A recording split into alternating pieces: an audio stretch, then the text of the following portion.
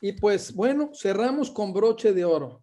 Está con nosotros el doctor José Manuel Vargas Menchaca, quien nos va a dar una plática respecto a la actualización en materia de prácticas desleales de comercio internacional. Su semblanza es muy extensa, es una semblanza en la cual incluso nuestro buen amigo el doctor José Manuel Vargas Menchaca es panelista por México, ¿es correcto? Doctor, nos vas a decir en qué panel, ya estuviste en el Telecán, ahora estás en el TEMEC, y bueno, pues es vicepresidente del Comité de Cumplimiento en Comercio Exterior y Aduanas de World Compliance Association. Es licenciado, maestro, doctor en Derecho y especialista en Finanzas Públicas por la UNAM, con mención honorífica en 3 de ellos. Actualmente es consultor en materia de comercio exterior, ha sido panelista en 3 ocasiones del capítulo 19 del Telecán, el de solución de controversias, y en su caso de la Corte Internacional de Londres, coordinador de la Mesa de Solución de Controversias del cuarto de junto en la renegociación del Telecán al TEMEC y otros acuerdos comerciales, presidente de la Comisión de Comercio Internacional del Instituto Mexicano de Colegio de Contadores Públicos desde el 2018 a la fecha, es el vicepresidente de Acuerdos y Tratados Comerciales de CONCAMIN, profesor y maestro y doctor de doctorado en diversas universidades como la UNAM, el Anáhuac, la de las Américas, CETIS, Mexicali, Centro Universitario de Estudios Jurídicos, también aquí en Baja California ya empieza a dar clases con nosotros y ha sido ponente de diversos foros nacionales e internacionales. Asimismo, ha publicado diversos artículos sobre comercio y derecho internacional y es coautor en algunos libros sobre dichas áreas. No quisimos leer todo tu currículum, vamos a compartir, así como el del doctor Serrano y de todos nuestros conferencistas, porque es muy extenso y preferimos escucharte, mi querido amigo. Bienvenido a tu casa con Canaco Servitur. Muchas gracias. En primer lugar, quiero agradecer la amable invitación del arquitecto José Manuel López Campos para estar el día de hoy acá con ustedes y a ti en especial, doctor Octavio Latorre, por también esta invitación. Intentaré, porque sé que ya vamos avanzados en el tiempo, que la presentación no dure más de 20 minutos, es alrededor de una docena de láminas. Y me permito poner la primera para que vean las partes que le integran.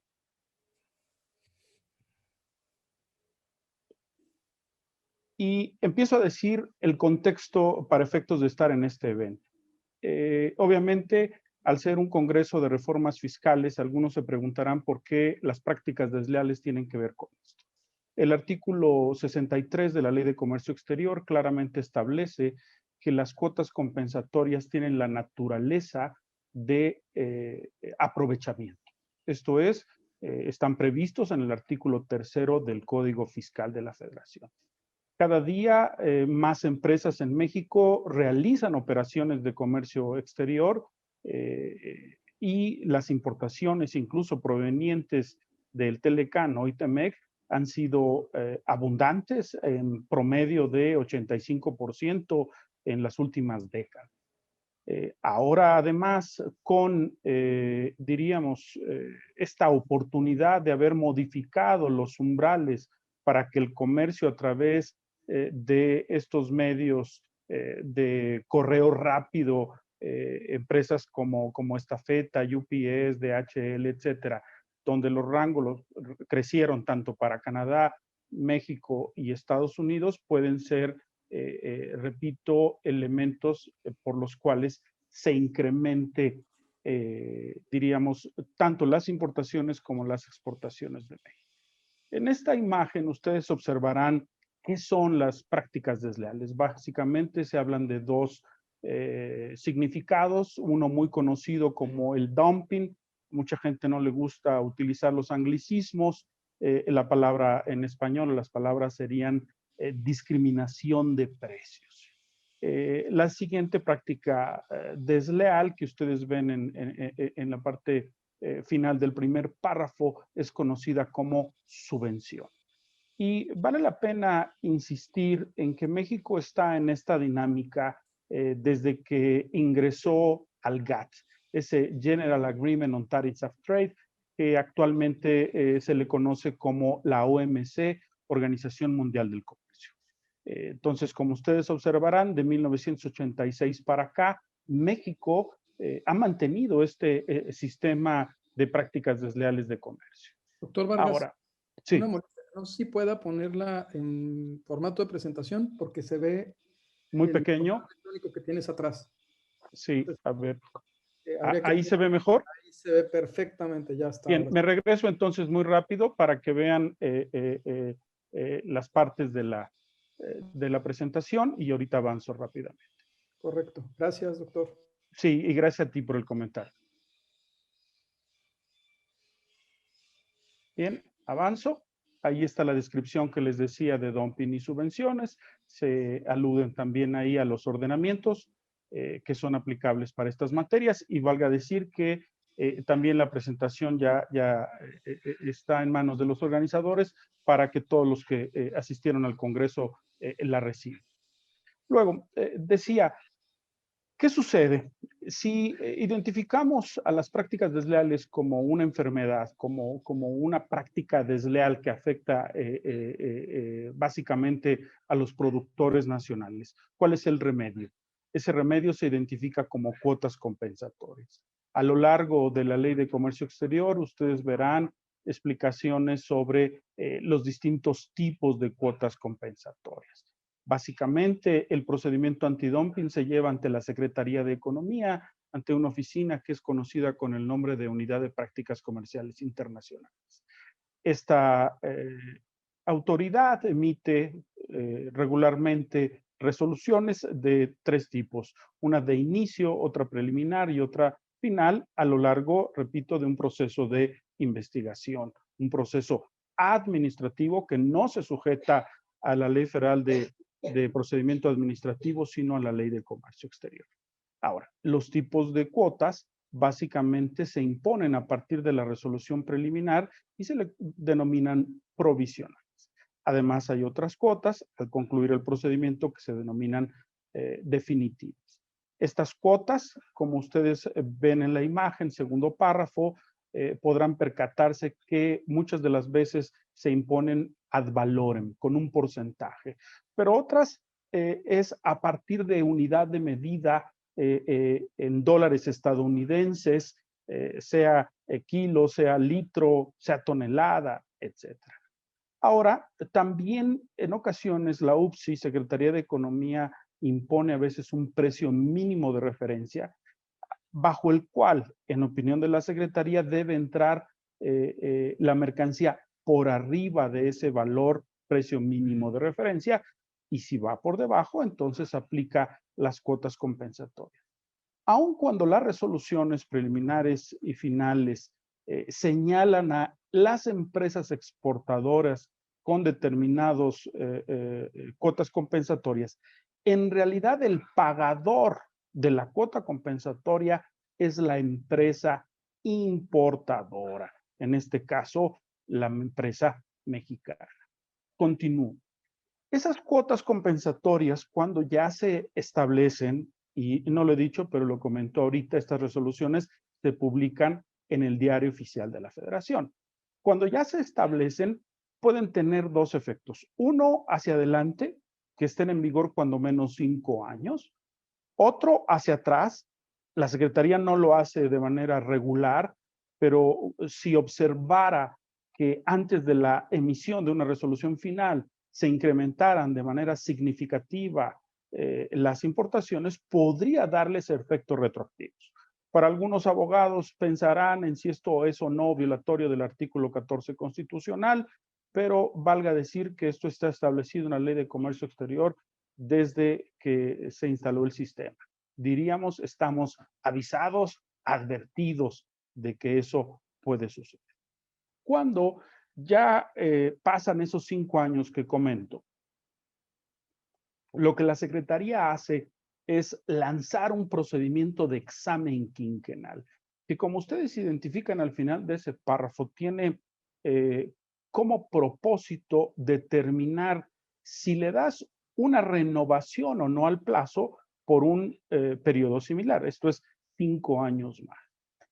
En ocasiones, básicamente a raíz de una reforma que se hizo a la Ley de Comercio Exterior en 2003, se incluyó un nuevo elemento que en lugar de solo limitarse a si permanece o se elimina, el que pueda modificarse. Como ustedes saben, no es lo mismo un dólar de 2021 que un dólar de 2015. Ellos también tienen inflación, independientemente de la paridad cambiaria que pueda o no afectarlos. ¿Qué quiero decir con esto? Que entonces esas, esos resultados del examen quinquenal podrían actualizarse los montos de las cuotas compensatorias. Continúo. Y la idea de esta presentación era aclarar y decir, oye, ¿qué ha sucedido en 2020 para que nos actualices, para que proporciones información reciente? Bueno, por un lado, señalar que hay una variedad de cuotas que se eliminaron. ¿Qué implica para un empresario esto? Que puedes ahora realizar las importaciones de esos productos provenientes de esos orígenes porque ya no hay cuota compensatoria. Quiere decir, normalmente cuando se establece una cuota compensatoria, se vuelve poco rentable para un importador traer esas mercancías. Pero cuando se elimina, la puerta, la ventana se vuelve a abrir para realizar eso. Avanzo. En la siguiente imagen están aquellas que se prorrogaron. ¿Qué quiero decir? Que permanecen por 5 años más a partir de la fecha de su establecimiento.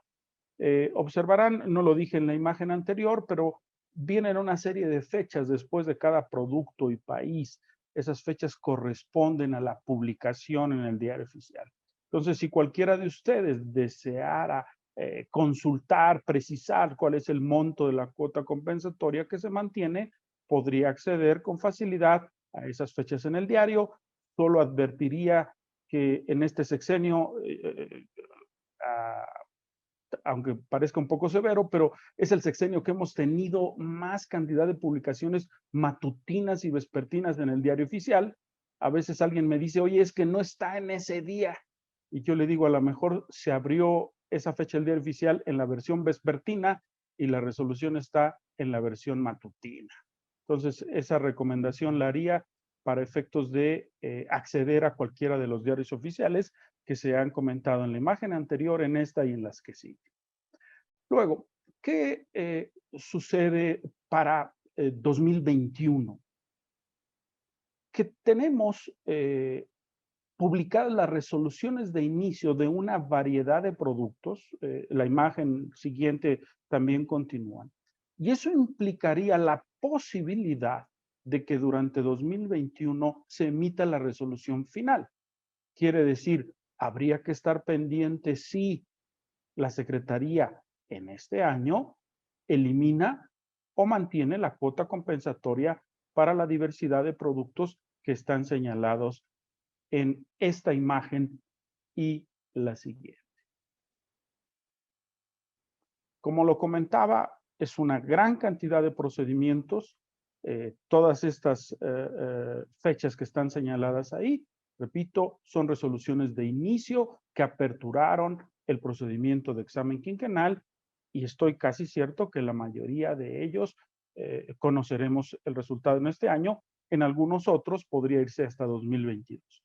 Vale la pena decir que normalmente estos procedimientos de examen quinquenal pueden durar entre 12 y 18 meses, dependiendo la participación que haya de empresas productoras, importadoras y exportadoras. Cuando solo participa la empresa fabricante nacional, es posible que no se exceda del plazo de un año el procedimiento que se tramite ante la OPSI. Continúo. Luego, en esta imagen está señalado, diríamos, una nueva apertura de procedimiento. ¿Qué quiero decir con esto? Cada año, en el último trimestre, prácticamente de octubre a diciembre, la UPSI publica lo que se le conoce como un aviso. Es firmado incluso por el jefe de la UPSI y se alerta a los productores mexicanos de que deben de entregar a la Secretaría UPSI un escrito de manifestación de interés. Interés en que continúe la cuota compensatoria. Ha sucedido a lo largo de estos 30 años que algunas empresas fabricantes deciden ya no continuar con la cuota compensatoria y mejor ellos volverse importadores del producto. Esto quitando cualquier espectro diríamos, de juzgar si es idóneo o no, son decisiones empresariales. Diría que el señor Don Dinero puede estar detrás de estas estrategias o no de una empresa, de una industria en general. Pero quitando estos aspectos, debemos de estar atentos a de que en las fechas que están señaladas en la parte final de cada uno de los párrafos, es el plazo para que los fabricantes nacionales presenten esa manifestación de interés.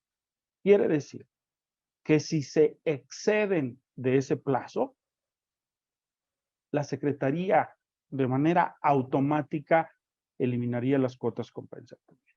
Uno de los últimos casos de alguien que llegó fuera del plazo sucedió en el caso de lápices, donde hicieron mal el cálculo del plazo y en lugar de presentarse el viernes llegaron el lunes, llegaron tarde y se eliminó la cuota compensatoria y por eso es relevante, como siempre, hacerlo 2 o 3 días antes del vencimiento del plazo. Luego, ¿qué otros elementos valdría la pena comentar para efectos de esta actualización? El saber que hay nuevas investigaciones antidoping. Quiere decir, de 2019 para atrás, no se habían presentado solicitudes de empresas para que se impusiera cuota compensatoria a estos productos. Algunos de los que están en esta imagen y en la imagen siguiente, ya se impuso una cuota compensatoria provisional y durante 2021 podrá determinarse si esas cuotas compensatorias provisionales se mantienen como finales, en cuyo caso se extenderían por un plazo de 5 años más. Llama la atención, por ejemplo, artículos de uso común como los cierres de metal que se utilizan en la ropa, en las mochilas, etcétera, o los gatos hidráulicos tipo botella, que esta es la segunda ocasión en la que se solicita la imposición de cuota compensatoria. Cierro la exposición diciendo que las cuotas compensatorias las pagan los importadores respecto de las importaciones de esos productos que se clasifican como aprovechamientos dentro del esquema establecido en el Código Fiscal y que ese pago de cuota compensatoria se realiza cuando se trata de ese producto proveniente de ese país.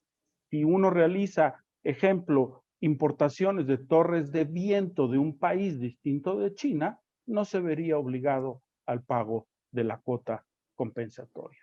Espero no haberme ido demasiado rápido, pero entiendo que por el tiempo que se prolongó el evento no convendría cansarlos, pero estoy a sus órdenes para repasar cualquiera de las imágenes que están en la presentación o para atender las dudas que ustedes tengan. No, una excelente plática para cerrar, te la aventaste súper rápido. Hay y de verdad que es una charla para disfrutarla. Ayúdame con algo, doctor. La verdad, Sí. aparte de que te admiro mucho y te leo en la revista y te escucho, ahorita que estás tú como panelista, o sea, tú panelista, ¿en qué capítulo estás y de qué temas? Porque estás ya designado como representante en estos paneles del TEMEC, ¿no? ¿En Sí. cuáles vas a estar? Digo, para que todos también sepamos a quién buscar o a quién recurrir en ciertos temas, ¿no? Que Sí. están... Sí. Quitándole el número, para no hablar del capítulo 19 del TEMEC y ahora el 10 el 19 del Telecan y el 10 del TEMEC, mi función como panelista, ya vemos 25 personas listados como panelistas, es para este tema, cuotas compensatorias, prácticas desleales de comercio internacional. De 1 de julio para acá, todavía no se instala ningún panel con el TEMEC.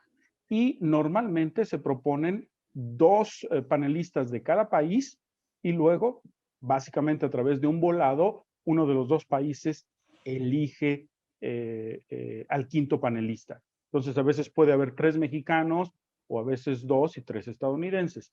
Ahora, ¿qué importancia tienen estos temas? Muchísima, nada más para darles una idea de todos los conflictos que se tramitaron en 26 años del Telecán. La mayoría de ellos, por poner un ejemplo, inversión no sumaron arriba de 18. Solución de controversias en general, como ustedes oyeron, autotransporte, escobas de mijo, que México presentó en el marco del Telecán, o sea, 2 casos y Canadá 1, 3. En cuotas compensatorias fueron más de 158 casos en esos 26 años. Entonces, la expectativa de que continúe de manera significativa ese tipo de asuntos es alta. En el marco de la OMC, al día de hoy hay más de 596 asuntos y el 65 a 70% son de cuotas compensatorias. Entonces, son temas relevantes para que los contadores, los síndicos se metan, porque yo confío en que cada día más las empresas mexicanas tengan operaciones de comercio exterior, tanto a la exportación como a la importación. Pues Muchas gracias. Pues doctor, muchísimas gracias, de verdad. Sé que te vamos a escuchar en este mes en Hagamos un Trueque. Ya estamos en febrero, ¿ah? Ya es 2 de febrero, Día de los Tamales. Así es. Aquí, bueno, no es los Día de los Tamales, ¿no? Qué mal. Pero en este contexto, no sé si podemos poner el reconocimiento de nuestro buen amigo el doctor José Manuel Vargas Menchaca. Por ahí hay algún comentario de Jesús, Octavio, de Jesús Serrano. Perdón, Jesús, no vi tu comentario. Adelante, por favor. Y gracias. Quiero simplemente precisar que José Manuel tiene razón. Me ha interesado mucho esta ponencia porque, de hecho, yo soy uno de los árbitros mexicanos de capítulo 11 de Telecán, que en terrenos de arbitraje de inversión tuve que resolver dentro del panel conformado con mis colegas uno de los asuntos más importantes en donde México fue demandado. Como José Manuel lo ha dicho, es cierto, lo que tiene que ver con capítulo 19 de Telecán prácticamente prevalece en Temec, pero no así lo que tiene que ver con arbitraje de inversión. En concreto, ahora específicamente quienes somos árbitros de inversión, podemos actuar fundamentalmente en los problemas que de esta naturaleza se presenten si existen APRIs, Acuerdo de Protección y Promoción Recíproca de Inversiones, entre México y otras naciones, pero ya no en terrenos Temec. Me gustaría mucho, no tenía el gusto de encontrarme con José Manuel hasta antes de esta ocasión. Me gustaría mucho que guardemos contacto a partir de ahora, pero escuchar, si es posible, un brevísimo comentario de él sobre esta situación. El arbitraje de inversión en el mundo está resintiendo cambios muy importantes y esto fue específicamente un tema importantísimo.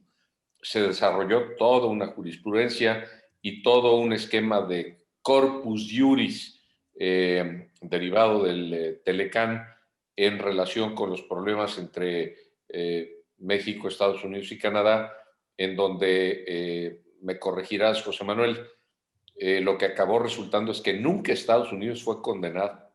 Nosotros lo fuimos, si la memoria no me falla, 7 ocasiones y Canadá lo fue varias veces también.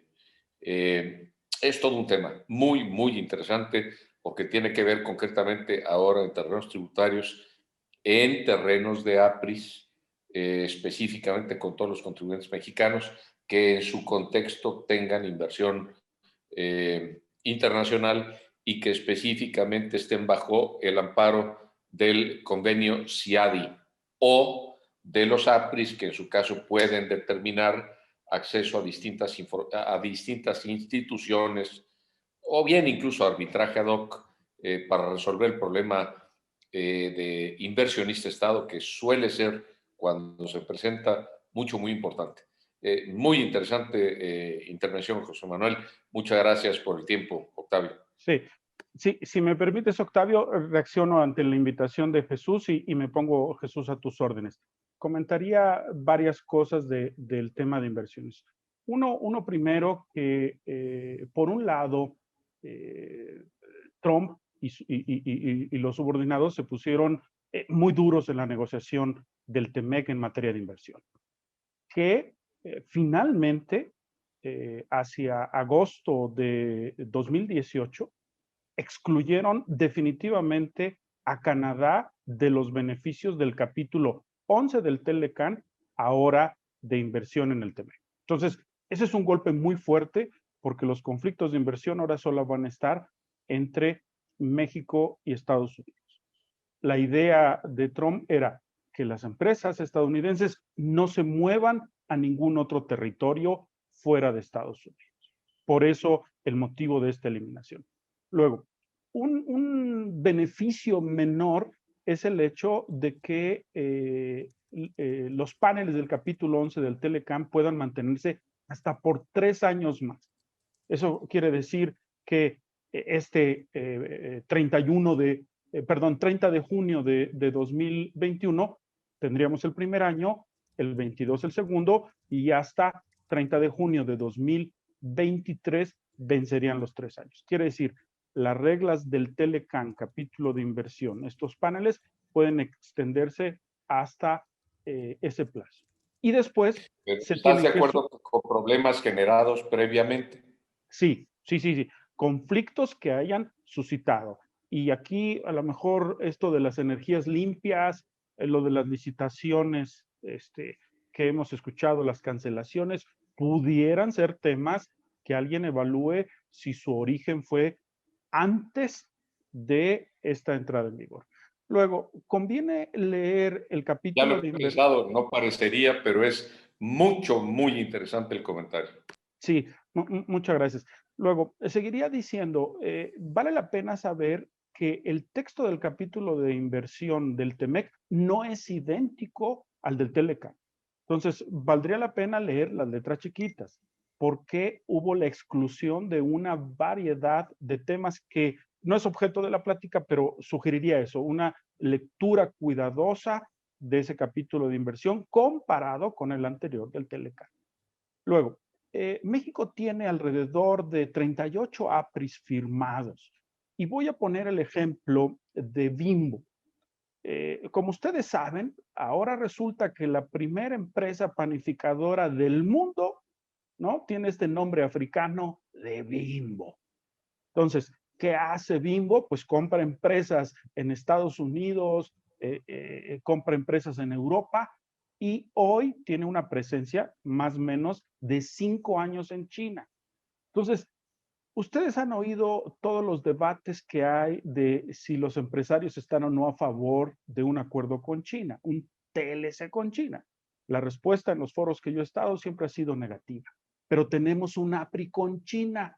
Y entonces este comentario de Jesús resulta muy relevante. ¿Por qué tenemos un APRI con China? Y para aquellos que no sepan qué es un APRI, es un acuerdo de promoción y protección recíproca de las inversiones.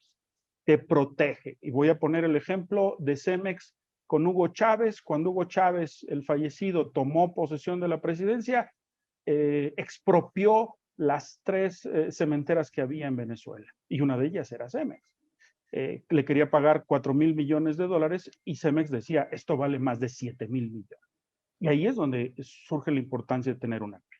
Entonces, si tú eres un empresario que pasado mañana se le ocurre irte a Sudáfrica, pues buscarías que tu gobierno suscriba un APRI, como estoy seguro, obviamente Lorenzo Servit, que no me lo dijo a mí, pero yo así lo entiendo, que Bimbo presionó al gobierno de México para que suscribiera un APRI y entonces poder mudar y hacer toda una serie de operaciones de fábricas, etcétera, y que tu inversión esté protegida.